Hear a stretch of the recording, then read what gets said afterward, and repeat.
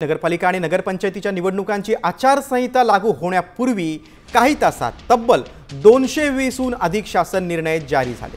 यामध्ये महापालिकांसह नगरपरिषद आणि नगरपंचायतीवर निधीची मुक्त उधळण करण्यात आली।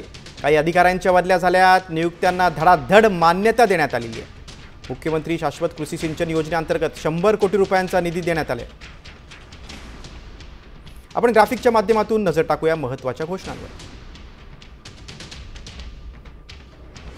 20हून अधिक शासन निर्णय घेण्यात आलेत। मुख्यमंत्री शाश्वत कृषी सिंचन योजनेअंतर्गत 100 कोटींना मान्यता देण्यात आली आहे। अतिवृष्टीग्रस्त शेतकऱ्यांना बियाणे खरेदीला 3499 कोटी 84 लाख रुपयांना मंजुरी। नानाजी देशमुख कृषी संजीवनी प्रकल्पासाठी 187 कोटी 98 लाख रुपयांना मंजुरी आणि महानगरपालिका, नगरपरिषदा, नगरपंचायतींना 5 कोटींपासून 10 कोटींपर्यंत मंजुरी देण्यात आली आहे।